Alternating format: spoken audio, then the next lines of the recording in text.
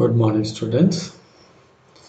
11th இன்னைக்கு தான் ஆரம்பிக்கிறோம்னா first video lesson நம்ம இன்னைக்கு ஸ்டார்ட் பண்ணுறோம் பயாலஜியில். இன்னைக்கு நம்ம பார்க்க போகிறது பயோபாட்னி. உங்கள்கிட்ட நீங்கள் அநேகமாக எல்லாருமே டெக்ஸ்ட் புக் வாங்கியிருப்பீங்க. இன்னைக்கு நான் நடத்த போகிற பாடத்தில் ஏதாவது டவுட் இருந்தால் எனக்கு நீங்கள் காண்டாக்ட் பண்ணலாம், ஃபோனில் காண்டாக்ட் பண்ணலாம். என்னுடைய ஃபோன் நம்பர் 9486128408. அந்த நம்பரை நீங்கள் காண்டாக்ட் பண்ணீங்கன்னா என்ன நீங்கள் உங்களுடைய டவுட்டை என்கிட்ட கேட்டுக்கிடலாம். சரியா? உங்களுடைய சந்தேகங்களை நீங்கள் கேட்டுக்கோங்க. சரியா? இன்னைக்கு இந்த பாடத்தில் நான் கொஞ்சம் கொஸ்டின்ஸ் கொடுத்துருக்குறேன். நீங்கள் என்ன செய்கிறீங்கன்னா ஒரு செப்பரேட் நோட் புக் வாங்குறீங்க, ஒரு லாங் சைஸ் நோட் புக் வாங்குறீங்க. 160 பேஜஸ் உள்ள நோட் புக்கு. அதில் இன்னைக்குள்ள டேட்டை போட்டு இதில் கடைசியில் பார்த்தீங்கன்னா உங்களுக்கு கொஸ்டின்ஸ் கொடுத்துருக்குறேன், காட்டுறேன். இதான் கொடுத்துருக்கு, ரிவிஷன் ஒர்க்குன்னு ஒரு 5 கொஸ்டின் கொடுத்துருக்குறேன். இதை நீங்கள் என்ன செய்யுங்க, கொஸ்டினும் ஆன்சரும் இன்னைக்குள்ள டேட்டை போட்டு எழுதிடுங்க. முதல்ல அப்போ ஃபஸ்ட் பேஜில் பயோபாட்னின்னு போடுங்க. பயோபாட்னின்னு போட்டுட்டு நீங்கள் என்ன செய்யுங்க, உங்களுடைய நேம் எழுதிக்கோங்க நோட்டில் ஃபஸ்ட் பேஜில். செகண்ட் பேஜில் இன்னைக்குள்ள டேட்டை போட்டு கொஸ்டின் ஆன்சர் எழுதிடுங்க. இந்த ஒரு 5 கொஸ்டின், ஒவ்வொரு கொஸ்டின்ஸுமே ஒரு 2 லைன்ஸ் 3 லைன்ஸாக இருக்கும் ஆன்சர்ஸ். நீங்கள் அதை ஆன்சர் எழுதிடுங்க, டேட்டை போட்டு எழுதி வச்சுக்கோங்க. நான் ஒரு நாள் கேட்குறேன், நீங்கள் எனக்கு அதை ஃபோட்டோ எடுத்து எனக்கு அனுப்பிக்கிடலாம். சரியா? இதில் ஏதாவது உங்களுக்கு புரியாத லெவலில் இருந்ததுன்னா கூட ஒரு தடவை போட்டு கேளுங்க. அப்படி இல்லைன்னா நெட்டில் போய் தமிழ் மீடியத்துக்கு நீங்கள் டவுன்லோட் பண்ணிக்கலாம். Tamil medium bio botany பயோசுவாலஜி text book நீங்கள் டவுன்லோட் பண்ணிக்கலாம். உங்களுக்கு இங்கிலீஷ் மீடியத்தில் உள்ள அதே இது தமிழ் மீடியம் புக்குகள் அப்படியே இருக்குது. நீங்கள் அதை வாசித்து பார்த்துக்கலாம். நானுமே பைலிங்குவல் லாங்குவேஜில் தான் போவேன், பைலிங்குவலாக தான் போவேன். அது ஓரளவு புரியக்கூடிய லெவலில் தான் இருக்கும். அப்படி இல்லைன்னா கூட என்கிட்ட கேளுங்க, நான் திரும்ப எக்ஸ்பிளைன் பண்ணுறேன். சரியா? நம்ம இன்னைக்கு பார்க்க போகிறது என்னென்னா, first unit diversity of living world, பயோபாட்னியில் ஃபர்ஸ்ட் யூனிட். சரியா? பேஜ் நம்பர் 1லேருந்து 3 வரைக்கும் இருக்குது. இன்றைக்கி அதான் பார்க்கணும். பேஜ் நம்பர் 1லேருந்து 3 வரைக்கும் நம்ம பார்க்குறோம்.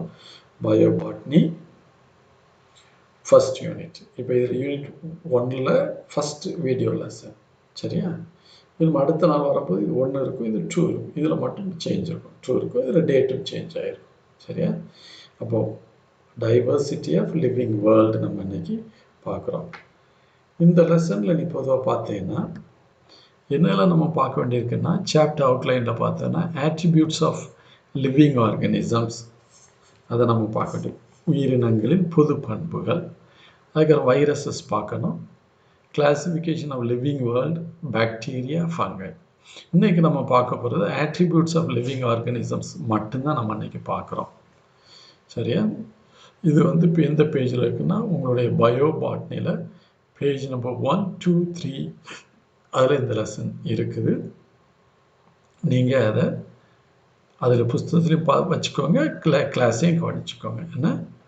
சரி, இதில் நம்ம என்ன பார்க்குறோம், முதல்ல ஆட்ரிபியூட்ஸ் ஆஃப் லிவிங் ஆர்கனிசம் அப்படிங்கும்போது நம்ம என்ன பார்க்குறோம், நம்மளுடைய பயோஸ்பியர், நம்ம உயிர் வாழக்கூடிய நம்மளுடைய பூமி.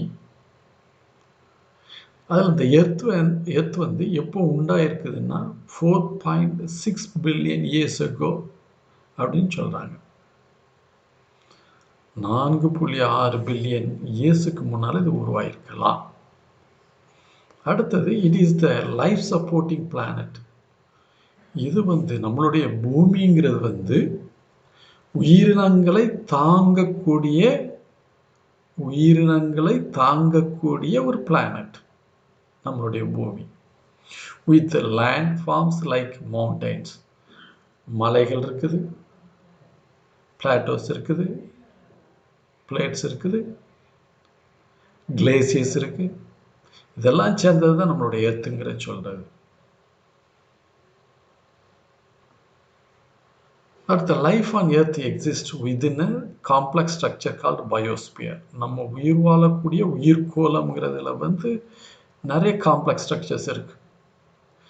அதில் என்னெல்லாம் இருக்குது நம்ம பார்த்தோம்னா லிவிங் ஆர்கானிசம் இருக்குது, நான் லிவிங் வேர்ல்டு இருக்குது, நான் லிவிங் ஃபேக்டர்ஸ் இருக்குது. எல்லாமே சேர்ந்த பயோஸ்பியர் நம்ம சொல்கிறோம். அந்த லிவிங் ஃபேக்டர்ஸ், அதாவது பிளான்ஸும் அனிமல்ஸும் அல்லது micro organism, all the organism and the non-living environment both are interacting. இல்லையா? உயிர் வாழக்கூடிய உயிரினங்களும் உயிரற்ற தன்மை கொண்ட காம்பனன்ட்ஸ் ரெண்டுக்கும் இன்ட்ராக்ஷன் இருக்குது. நமக்கு வந்து சன்லைட் வேணும், பிளான்ஸுக்கும் சன்லைட் வேணும். எதுக்கு? ஃபோட்டோசிந்தசிஸ் பண்ண. நமக்கு தண்ணீர் வேணும் இல்லையா? அப்போ நம்மளும் லிவிங் வேர்ல்டும் நான் லிவிங் என்வாயர்மெண்ட்டுக்கும் ஒரு ரிலேஷன்ஷிப் இருக்குது. இது இந்த பயோஸ்பியரில் நம்ம பார்க்கலாம். ஒவ்வொரு ஆர்கானிசமும் ஒவ்வொரு லைஃப்பும் எதனால் உருவாக்கப்பட்டிருக்குதுன்னா carbon, hydrogen, oxygen, nitrogen and phosphorus. நம்ம ஒரு பிளான்ட்னு எடுத்துக்கிட்டோம்னு வச்சுக்கோ, இல்லை ஒரு ஹியூமன் பீயிங்னு வச்சுக்கிட்டேன்னா அவனுடைய பாடியில் என்னென்ன மேஜர் எலிமெண்ட்ஸ் இருக்குதுன்னா கார்பன் இருக்குது, ஹைட்ரஜன் இருக்குது, ஆக்சிஜன் இருக்குது, நைட்ரஜன் இருக்குது, பாஸ்பரஸ் இருக்குது. இது எல்லாம் தான் major elements present in organisms அல்லது லைஃப்பில். அப்போ இதுதான் லைஃப் எலிமெண்ட்ஸ். சரி, நான் living and living things exist together to make our planet unique. நம்ம இருக்கக்கூடிய இந்த பயோஸ்பியரில் நான் லிவிங் காம்பனன்ட்ஸ் இருக்குது, லிவிங் இருக்குது. நான் லிவிங் நம்ம சொல்லும் போது சன்லைட், டெம்பரேச்சர், சாயில், வாட்டர், இது எல்லாமே நான் லிவிங் காம்பனன்ட்ஸ். லிவிங் காம்பனன்ட்ஸ் நம்ம சொல்லுவோம் micro organisms, fungus, plants, animals, இதெல்லாம் லிவிங் திங்ஸ். இதெல்லாமே ஒன்றுக்கு ஒன்று இணைந்து காணப்படுது, ஒன்று டிபெண்ட் ஆகிருக்குது. சரி, அடுத்து according to a survey made by Mora et al 2011, the number of estimated species on earth is about 8.7 million.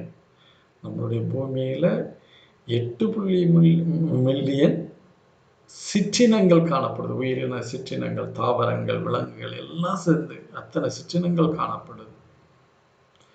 நம்மளுடைய லிவிங் வேர்ல்டு, உயிருள்ள நம்மளுடைய குளோபில் பயோஸ்பியரில் என்னெல்லாம் காணப்படுதுன்னா microbes, plants, animals and human beings, இதெல்லாம் சேர்ந்த நம்மளுடைய பயோஸ்பியரில் காணப்படக்கூடிய ஆர்கானிசம்ஸ் அல்லது லிவிங் வேர்ல்டு.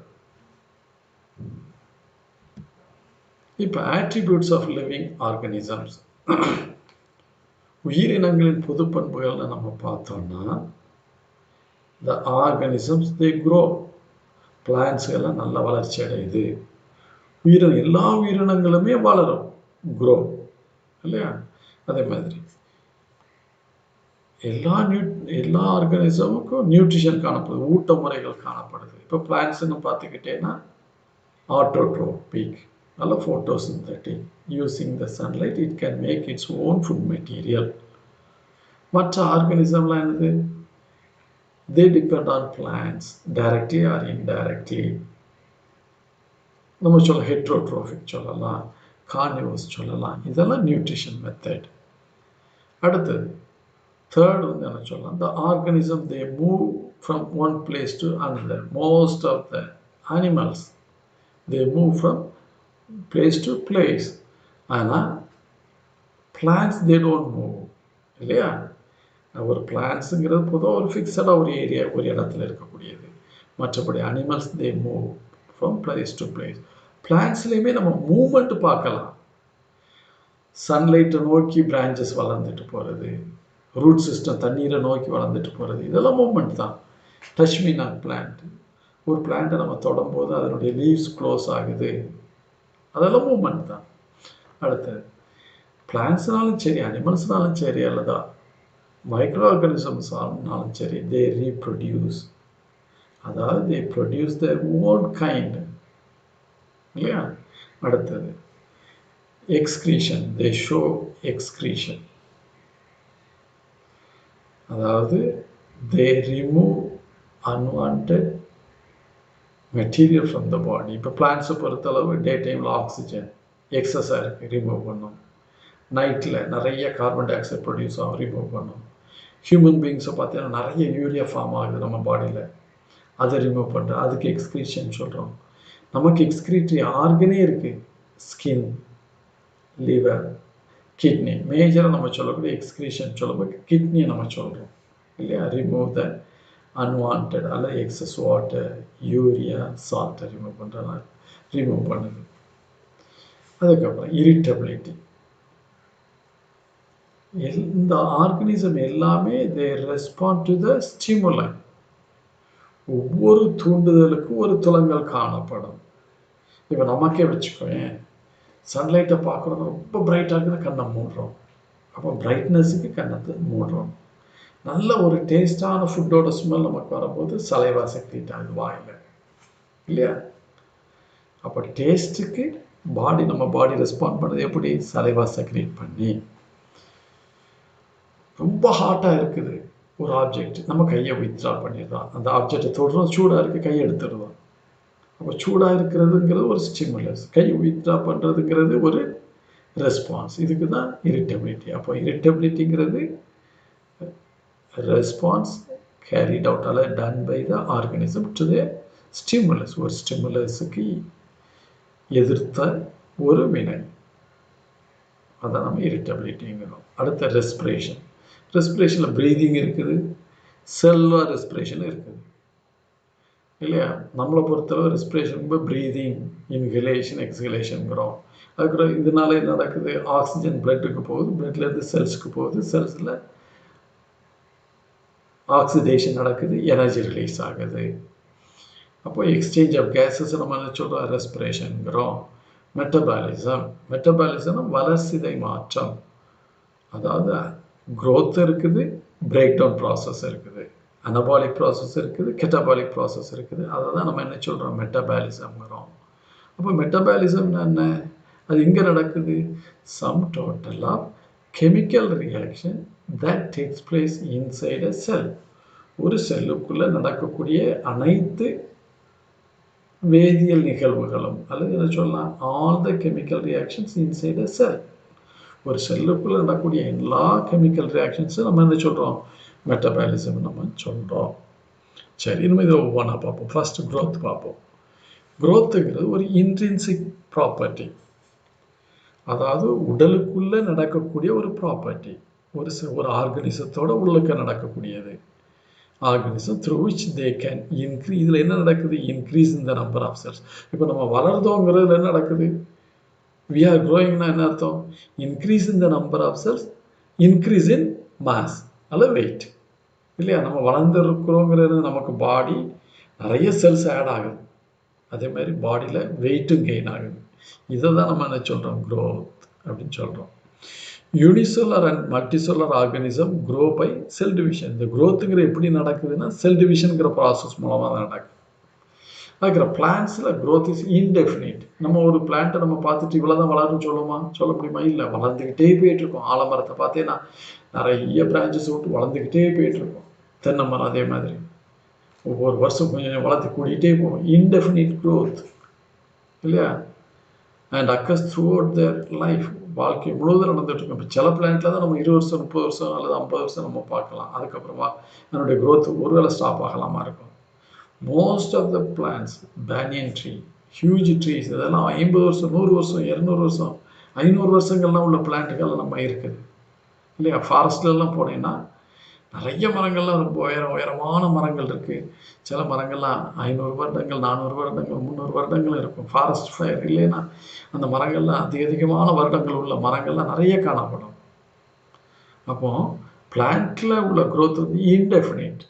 ஆனால் அனிமல்ஸோட growth வந்து டெஃபினைட். இப்போ நம்ம ஹியூமன் பீயிங்ஸில் பார்த்தா மேல்ஸ் வந்து 21 வயசு வரைக்கும் வளருவாங்க, ஃபீமேல்ஸ் வந்து 19 இயர்ஸ் வரைக்கும், இல்லை 18 to 19 இயர்ஸ் வரைக்கும் வளருவாங்க. அதுக்கப்புறம் வளர்த்தி ஹைட்டாக உள்ள வளர்த்தி குறைஞ்சிரும், வித்தில் வேணால் இன்க்ரீஸ் ஆவாங்க இல்லையா, தடிச்சிட்டு போவாங்களா இருக்கும்.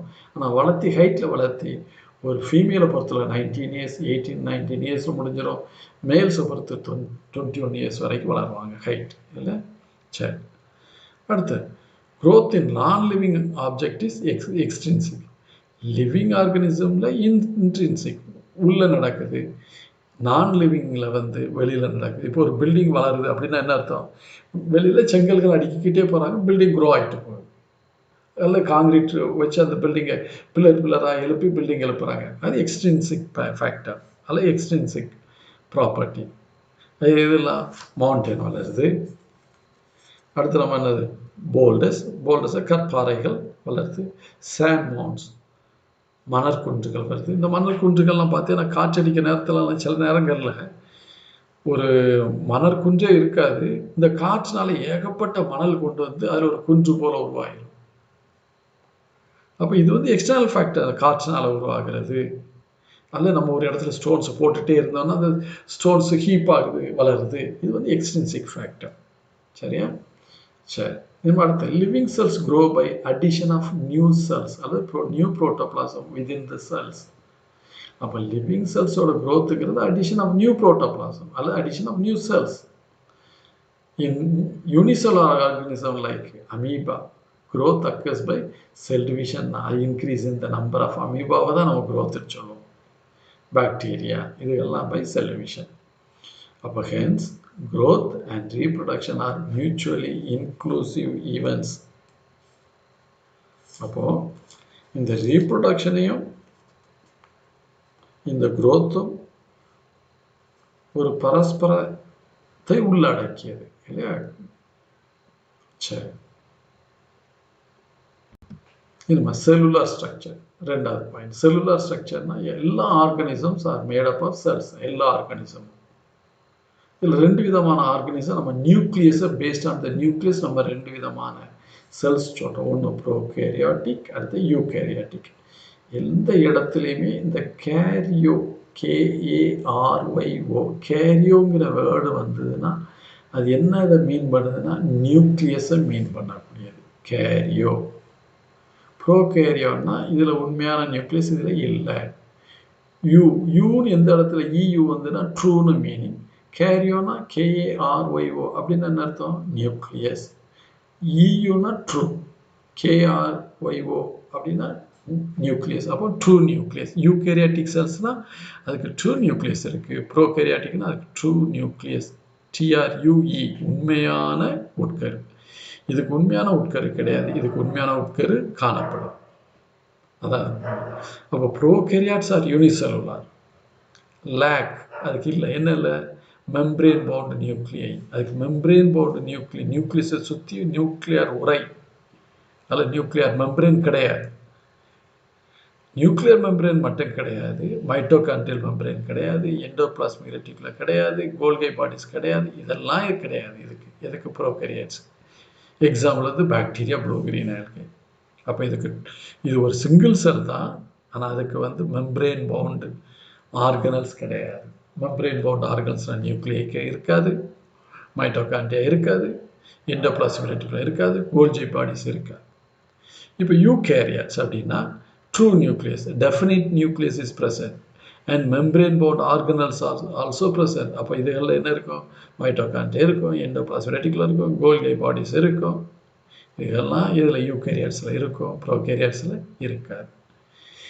யூகேரியாட்ஸில் யூனிசெல்லுலார் சிங்கிள் செல் ஆர்கனிசத்துக்கு அமீபாவை சொல்லலாம், மல்டி செல்லர் ஆர்கனிசத்துக்கு ஈடோகோனியம் நிறைய சொல்லலாம், பேனியன் ட்ரீயை சொல்லலாம், நிறைய செல்லுலர் பிளான்ஸ். சரியா?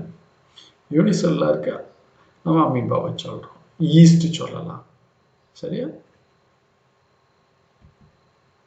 இந்த இருக்குது யூகேரியாட்டை பாரு.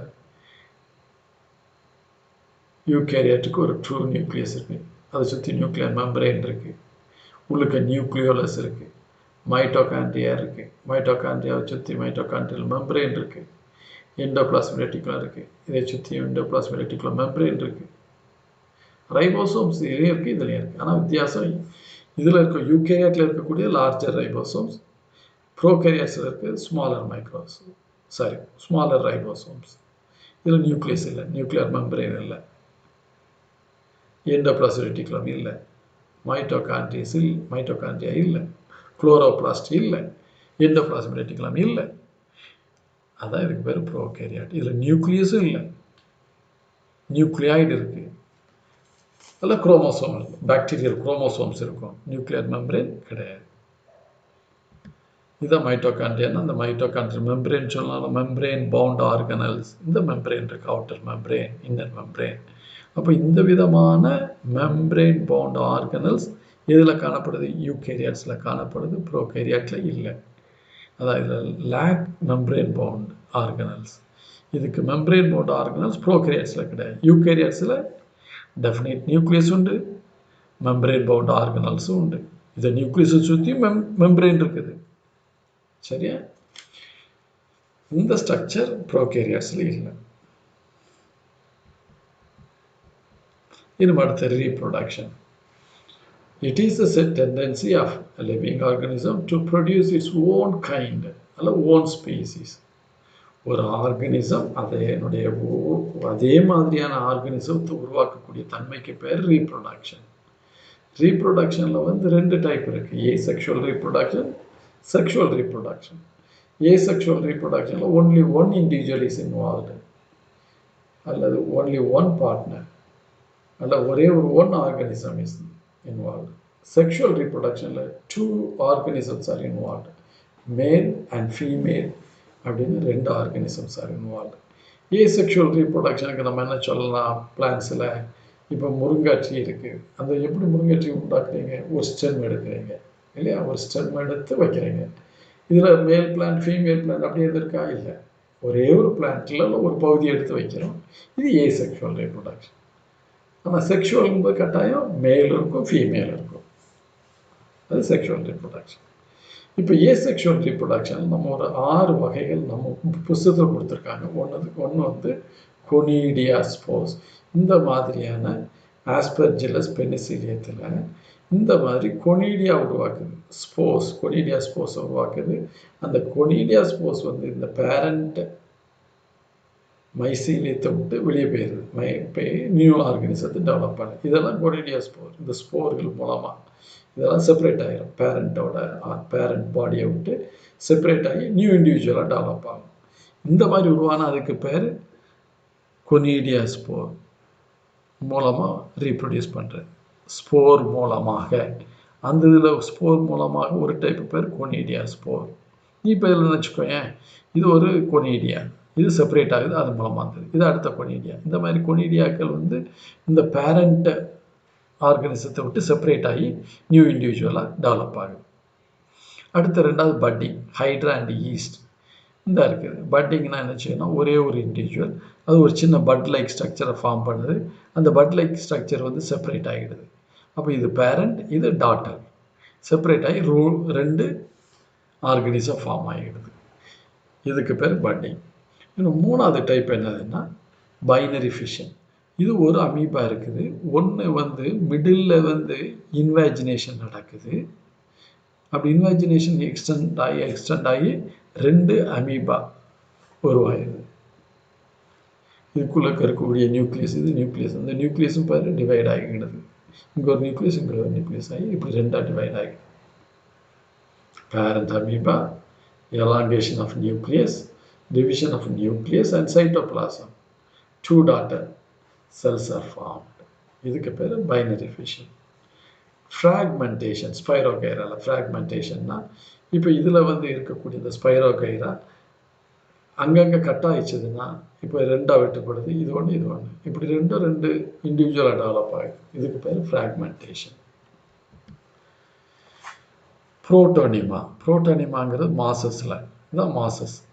இதுக்கு பேர் தான் என்னது? புரோட்டோனிமா. இந்த புரோட்டோனிமா இப்படி நிறைய உருவாக்குது. இந்த புரோட்டோனிமாவில் பட்டு உருவாகுது. இந்த பட்டில் இருந்து ஒரு நியூ மாஸ் டெவலப் ஆகுது, ஒரு நியூ இண்டிவிஜுவல் மாஸ் டெவலப் ஆகுது. அப்போ என்ன செய்யுதுன்னா இதே மாதிரி நிறைய ஃபிலமெண்ட்ஸ் ஃபார்ம் ஆகுது. அதுக்கு பேர் புரோட்டானியமா. அதில் எது டெவலப் ஆகுது? பட்டு டெவலப் ஆகுது. அது வந்து ஒரு நியூ ஆர்கானிசமாக டெவலப் ஆகுது. இந்த மாதிரி இருந்தால் பேர் புரோட்டானியமா. அடுத்த கடைசி 6வது ரீஜெனரேஷன் பிளானேரியா நடக்குது. இதில் பார்த்தீங்கன்னா ஒரே ஒரு பிளானேரியா இருக்குது. இது 3ஆக கட் ஆகுது, மேலே நடுவில் கீழே. இப்போ மேலே கட் ஆனது ஹெட்டு மட்டும் இருக்கிறது. இப்போ அது ஹெட்டையும் உருவாக்கிறது, அதனுடைய போஸ்டீரியர் பார்ட்டையும் உருவாக்கிறது. லெக்கு கிடையாது, அதனுடைய போஸ்டீரியர் பார்ட்டை உருவாக்கி ஒரு இண்டிவிஜுவலாக டெவலப் ஆகிடும். இப்போ மிடில் பீஸ் மட்டும் இருக்குது. இதில் ஹெட்டையும் டெவலப் ஆகிடுது, போஸ்டீரியர் ரீஜனையும் டெவலப் ஆகிடுது. இப்போ 3ஆவதுல போஸ்டீரியர் ரீஜன் மட்டும்தான் இருக்குது. அது ஆன்டீரியர் ஹெட்டையும் உருவாக்கிடுது, போஸ்டீரியர் பார்ட்டையும் உருவாக்கிடுது. இதுக்கு பேர் ரீஜெனரேஷன். ரீஜெனரேஷன் இது லோவர் ஆர்கனிசத்தில் இப்படி நடக்குது, ஹையர் ஆர்கனிசத்தில் குறைவு. இப்போ நமக்கு நெயில் கட் பண்ணுறோம், முடி வளருது, இதெல்லாம் ரீஜெனரேஷன் தான். சரியா? ஆனால் அதே இது இப்போ வந்து லிசர்டில் பார்க்கலாம். ஹவுஸ் லிசர்டு, வீட்டில் உள்ள லிசர்டை நம்ம பார்த்தோம்னா நம்ம அடிக்க போனால் அதனுடைய டெய்லை ரிமூவ் பண்ணிட்டு ஓடிடும். கொஞ்ச நாளில் இந்த டெய்லர் இது பண்ணிக்கிடும், ஜென்ரேட் பண்ணிக்கிடும். அதுக்கு பேர் தான் regeneration. Replacement of the lost part அல்லது regrowth of the lost part, இழந்து போன பகுதியை உருவாக்கக்கூடியது. லோவர் ஆர்கனிசத்தில் ஒன்றை வெட்டி போட்டால் 3 ஆர்கனிசம் டெவலப் ஆகிடுது. ஹையர் ஆர்கனிசத்தில் அப்படி கிடையாது. அப்போ ரீஜென்ரேஷன் வந்து லிமிட்டட் தான் ஹையர் ஆர்கனிசத்தில். அப்போ இது ஏசெக்ஷுவல் ரீப்ரொடக்ஷனில் உள்ள டைப்ஸ். நம்ம ரெஸ்பான்ஸ் டு த ஸ்டிமுலை, ஒவ்வொரு தூண்டுதலுக்கும் ஒரு துலங்கல். நான் சொன்னேன், என்ன சொன்னேன், ஒரு ஹாட்டான ஆப்ஜெக்டை தொடுறோம், டக்குன்னு கையை வித்ட்ரா பண்ணிக்கிடுவோம். அது சூடு, அதனால கையை வேகமாக எடுத்துட்டோம். சூடுங்கிறது தன்மைக்கு வந்து தூண்டுதல், கையை எடுத்துருந்த வேகமாக எடுத்துறது, அதுக்கு பேர் துலங்கல். நம்ம ஒரு பிரைட்டான ஒரு லைட்டை பார்க்குற, கண்ணை மூடிக்கிடுதோம், பிரைட்னஸாக பார்க்குறது ஒரு தூண்டல், கண்ணை க்ளோஸ் பண்ணுறது ஒரு துலங்கல். நல்ல டேஸ்டான ஃபுட்டோட மனம் வருது, வாயிலேருந்து சலைவா செக்ரீட் ஆகுது. அப்போ இந்த ஃபுட்டோட ஸ்மெல் ஸ்டிமுலஸ், நம்ம வாயில் சலைவா செக்ரீட் ஆகிறது ரெஸ்பான்ஸ். அப்போ ஒவ்வொரு ஸ்டிமுலஸுக்கும் ஒரு ரெஸ்பாண்ட் பண்ணக்கூடிய இந்த ப்ராசஸ்க்கு பேர் தான் இரிட்டபிலிட்டி, ரெஸ்பான்ஸ் டு ஸ்டிமுலை. இதுக்கு பேர் தான் இரிட்டபிலிட்டி. சரி, all organisms are capable of sensing their environment and respond to the various physical, chemical and biological stimuli. சில ஆர்கனிசம்லாம் இருக்குது, மண்புழு இதுகள்லாம் வந்து ஈரமான பகுதியில் தான் காணப்படும். ட்ரையாக இருந்தால் அந்த பகுதியை விட்டு ஈரமான பகுதிக்கு போய்கிடும். கெமிக்கல் இருந்தால் அந்த கெமிக்கல் அவாய்ட் பண்ணி வேறு டைரெக்ஷனில் மூவ் பண்ணும். இதுக்கு பேர் தான் என்னது? Response to ஸ்டிமுலை. அடுத்து all animals sense their surroundings by sense organs. This is called consciousness. நமக்கு சென்ஸ் ஆர்கன் இருக்கு, ஐஸ் இருக்கு, எதுக்கு? To see object. காதுகள் இருக்கு, to respond to sound waves, இல்லையா? டங் இருக்கு, ரெஸ்பாண்ட் டு டேஸ்ட், இல்லை? இந்த மாதிரியான ஆர்கனுக்கு பேர் sense organ. Eyes, nose, ears, இதெல்லாம் சென்ஸ் ஆர்கன்ஸ் சொல்கிறோம். டு டிடெக்ட் சென்ஸ் ஆர்கன்ஸ்க்கு எப்படி டிஃபைன் பண்ணுவார்? They are useful to detect external stimuli, இல்லையா? கண்கள் வந்து எக்ஸ்டர்னல் ஸ்டிமுலை ரிசீவ் பண்ணும், எதை? சன்லைட். காது சவுண்டை ரிசீவ் பண்ணக்கூடியது. அப்போது sense organs they receive external stimuli. அதே மாதிரி plants also respond to stimuli. Bending of plants towards sunlight, சன்லைட்டை நோக்கி வளரக்கூடியது. Closure of leaves in touch me not plant, touch me not பிளான்ட்டை நீ தொட்டேன்னா அதனுடைய லீவ்ஸ் எல்லாம் நிச்சயம் க்ளோஸ் பண்ணும். இது ரெஸ்பான்ஸ் டு ஸ்டிமுலை. இந்த ரெஸ்பான்ஸ் டு ஸ்டிமுலைங்கிறத நம்ம என்ன சொல்கிறோம்? இரிட்டபிலிட்டி அப்படின்னு நம்ம சொல்கிறோம். அடுத்து ஹோமியோஸ்டேசிஸ். ஹோமியோங்கிற கான்ஸ்டன்ட், ஸ்டேசிஸ்ங்கிற ஸ்டேட். அப்போ maintaining a constant state is called homeostasis. நம்மளுடைய பாடி டெம்பரேச்சர் கான்ஸ்டண்ட்டாக மெயின்டைன் பண்ணக்கூடியது ஹோமியோஸ்டாசிஸ் தான். நம்ம பாடி டெம்பரேச்சர் 37, நம்ம பாடி வந்து 37ஓட கொஞ்சம் கூடுதலாக என்ன செஞ்சிடும்? வேர்த்து கூலாக்கி 37 மெயின்டைன் பண்ணும். நம்ம பாடி கூலாக ஆரம்பிச்சு வச்சுக்கோங்க, பாடி ஷிவர் ஆகும், இல்லையா? பாடி அப்படியே ஷிவரிங் ஆகிறதுனால பாடி டெம்பரேச்சர் ஜென்ரேட் ஆகி more or less 37 degrees Celsius body maintain பண்ணோம். அப்போ maintaining a constant internal state is called homeostasis, அல்லது property of self-regulation and tendency to maintain a steady state. It is essential for the living organism to maintain internal condition to survive in the environment. நம்மளுடைய environmentல survive பண்றதுக்கு இது முக்கியமான ஒரு பண்பு, maintaining a internal constant environment. இன்னும் அடுத்த property வந்து metabolism, வளர்சிதை மாற்றம். அதை அப்படி பார்த்தோம். அப்போ metabolism sum of all the chemical reactions taking place inside a cell. Cell முக்கியம். ஒரு செல்லுக்குள்ள நடக்கக்கூடிய எல்லா வேதி வினைகளுக்கும் பேர் metabolism. All chemical reactions taking place inside a cell of living organism is called metabolism. Metabolism is broadly divided into anabolism, catabolism. Anabolism na constructive process, catabolism breakdown process. அப்போ anabolism na constructive அல்லது building up process, catabolism na breakdown process. Both are important to the organism. ஒரு இது எதுக்குள்ள நடக்குது? செல்லுக்குள்ள நடக்குது. anabolismத்துக்கு என்ன சொல்லலாம்? photosynthesis சொல்லலாம், protein synthesis சொல்லலாம். அமினோ ஆசிட்ஸ்ல இருந்து அமினோ ஆசிட்ஸை பயன்படுத்தி புரோட்டீனை மேனுஃபேக்சர் பண்ணுறது anabolism. Catabolism break down process. ஒரு செல்லுக்குள்ள குளுக்கோஸை பிரேக் டவுன் பண்ணக்கூடிய ப்ராசஸ்க்கு பேர் catabolism, break down. Both are important. இது வந்து energy consuming process anabolism. Catabolism energy releasing process. அப்போ எனர்ஜி வந்து ரிலீஸ் பண்ணால் கேட்டபாலிசம் நடக்கணும். சரியா? And the differences between anabolism and catabolism. Anabolism, building a process. Smaller molecules combine together to form larger molecules. Chemical energy is formed and stored. Example, synthesis of proteins from amino acids. Catabolism, breaking down process. Larger molecules are broken down into smaller units. The stored chemical energy is released and used. Example, breaking down of glucose to carbon dioxide water. இது வந்து cellular ரெஸ்பிரேஷனில் நடக்கக்கூடியது. அப்போ வரக்கூடிய waste carbon dioxide water. இது வந்து process important இருக்குன்னா it's energy releasing process. So it is important. அதுக்கடுத்து levels of organisation. Levels of ஆர்கனைசேஷன்னா எதில் ஆரம்பிக்குதுன்னா ஆட்டமில் ஆரம்பித்து பயோஸ்பியர் வரைக்கும் போகக்கூடியது லெவல் ஆஃப் ஆர்கனைசேஷன். அப்போ levels of organization in living organism begin with the atoms and end in biosphere. Each level cannot exist in isolation. ஒவ்வொரு ஸ்டேஜும் தனித்தனியாக ஐசோலேட் ஆக முடியாது. It's integration process. Instead they form levels of integration as given in figure. இதில் பாரு ஆட்டம். ஆட்டம்லாம் சேர்ந்து இதை உருவாக்குது molecule அல்ல காம்பவுண்ட்ஸ். இந்த மாலிகுல்ஸ்லாம் எப்படி இருக்கலாம்? கொலாய்ட்ஸாக இருக்கலாம், கிறிஸ்டலாக இருக்கலாம், மிக்சராக இருக்கலாம். இதெல்லாம் சேர்ந்து எதை உருவாக்குது? ஆர்கனல்ஸ். ஆர்கனல்ஸ்லாம் சேர்ந்து எதை உருவாக்குது? லிவிங் செல். செல்ஸ் எல்லாம் சேர்ந்து டிஷ்யூ உருவாக்குது. டிஷ்யூஸ்லாம் சேர்ந்து ஆர்கன்ஸ். ஆர்கன்ஸ் எல்லாம் சேர்ந்து ஆர்கன் சிஸ்டம். ஆர்கன் சிஸ்டம்லாம் சேர்ந்து ஆர்கனிசத்தை அல்லது இண்டிவிஜுவல் ஆர்கனிசத்தை உருவாக்குது. ஒரே விதமான இண்டிவிஜுவல் ஆர்கனிசம் சேர்ந்தது பாப்புலேஷன். டிஃப்ரெண்ட் பாப்புலேஷன் சேர்ந்தது கம்யூனிட்டி. டிஃப்ரெண்ட் கம்யூனிட்டி அதாவது லிவிங், நான் லிவிங், லிவிங்லே ஹெர்பிவோர்ஸ், கார்னிவோர்ஸ் இதெல்லாம் சேர்ந்தது ஈகோசிஸ்டம். இந்த ஈகோசிஸ்டம் நிறைய ஈகோசிஸ்டம் சேர்ந்தது பயோஸ்பியர். சரியா? இதுதான் லெவல்ஸ் ஆஃப் ஆர்கனைசேஷன்.